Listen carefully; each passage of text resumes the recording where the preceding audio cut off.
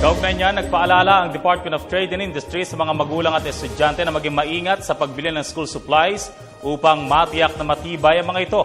Samantala, nagsagawa na rin ang DTI ng Diskwento Caravan para sa mga mas murang school supplies. Si Sam Ramirez sa detalye. Ilang linggo na lang, pasukan na namang muli. Karamihan sa ating mga kababayan nakasanayan ng bumili sa mga tiyangge dahil sa bagsak presyong mga bilihin. Mula bags, sapatos, pencils at crayons, aabot ng mahigit kalahati ang matitipid kumpara sa mga presyo sa mall. Ngunit paalala ng Department of Trade and Industry, suriing maigi ang mga bibilhing produkto upang masigurong ligtas itong gamitin at pasado sa Philippine National Standards for School and Office Supplies.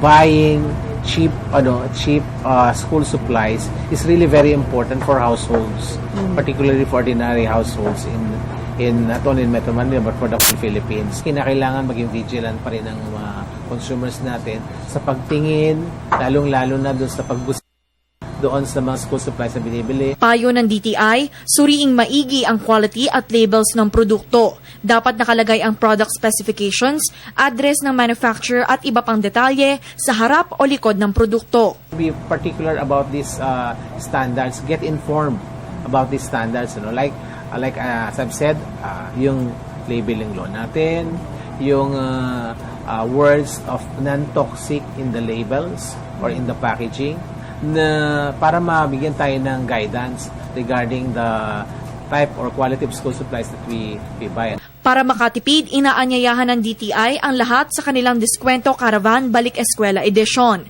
Aabot ng hanggang 40% discount ang presyo ng mga school blouses at skirts, habang hanggang 50% off naman sa mga school shoes. Pagdating naman sa mga backpacks at trolley bags, nag-uumpisa ang discount sa 30% off at maaaring umabot ng hanggang 53% off. Habang maaari namang makatipid ng hanggang 40 pesos pagdating sa mga Crayola, ballpens at pencils, depende sa bilang at klase. Magtatagal ng hanggang May 22 ang Diskwento Caravan Balik Eskwela Edition and Industry Building ng DTI sa Makati.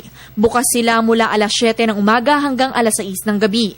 Sunod na bibisitahin ng DTI ang Pateros City Hall sa May 23, Parañaque City Hall sa May 26 at Luneta Grandstand malapit sa Rizal Monument sa June 11 hanggang 12. Magtatagal ang karavan ng hanggang Disyembre.